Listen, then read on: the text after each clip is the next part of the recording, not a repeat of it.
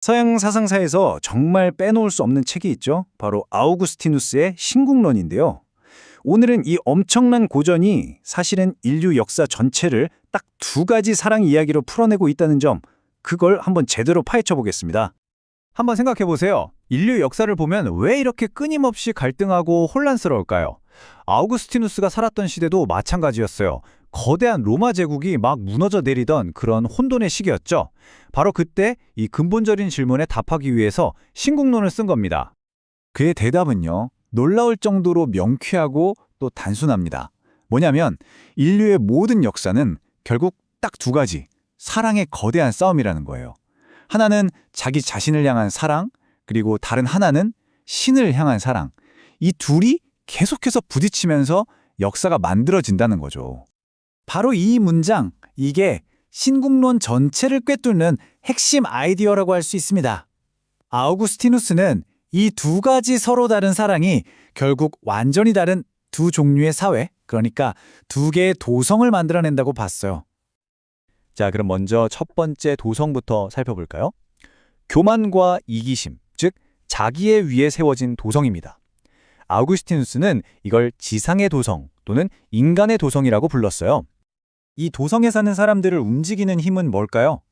바로 다른 사람을 지배하려는 욕망, 그리고 다른 사람들한테서 영광을 얻고 싶은 마음이에요. 모든 걸 자기 힘으로, 자기 업적으로 이루려고 하는 거죠. 아우구스티누스는 이 자기의 원형으로 카인을 딱 지목합니다. 우리 모두는 알다시피 카인은 질투심 때문에 동생을 죽였잖아요? 그리고 나서 뭘 했죠?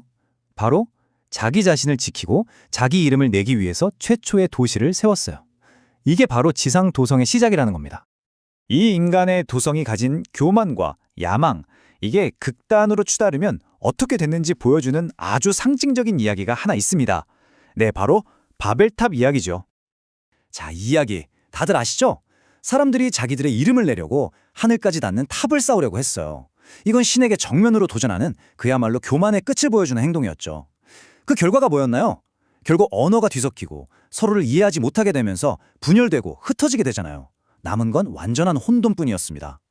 아우구스티누스는 바로 이 지점을 파고드는 겁니다.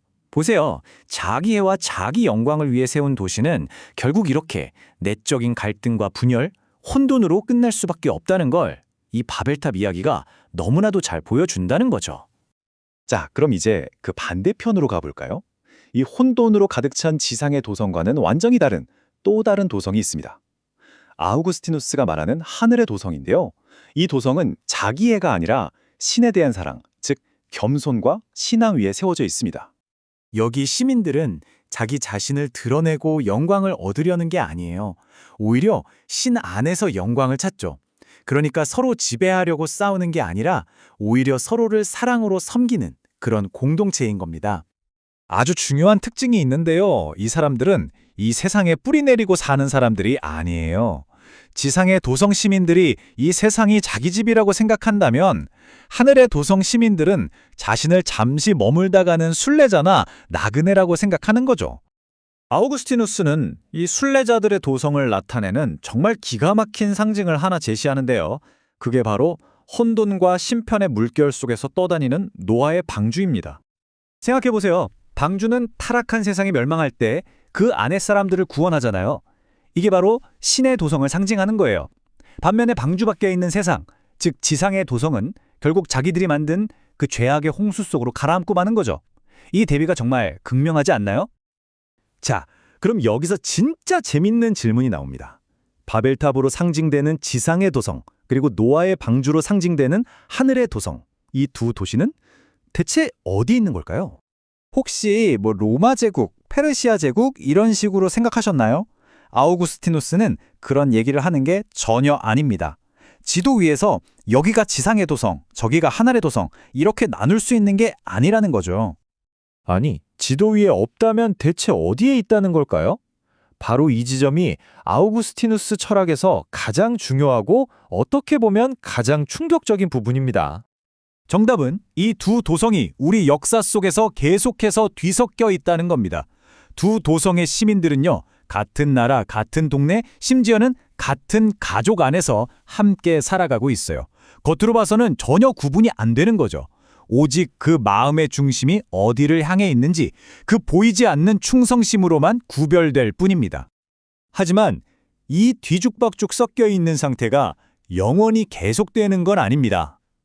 아우구스티누스가 그리는 이 거대한 역사 이야기에는 아주 명확한 끝이 있어요.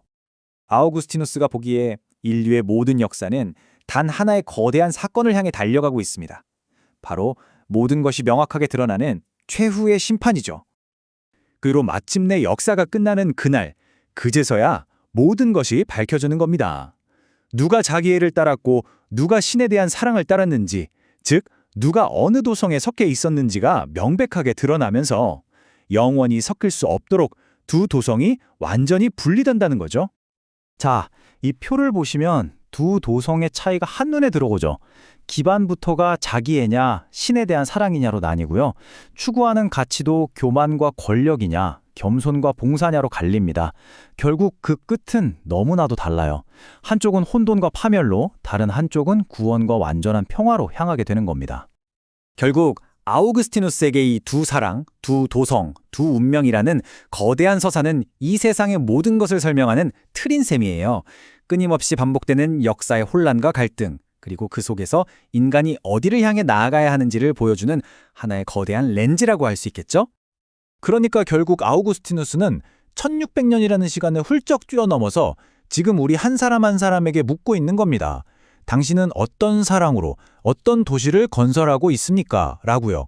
이 장대한 역사 철학이 결국에는 우리 각자의 삶을 돌아보게 만드는 아주 개인적인 질문으로 끝을 맺는 거죠.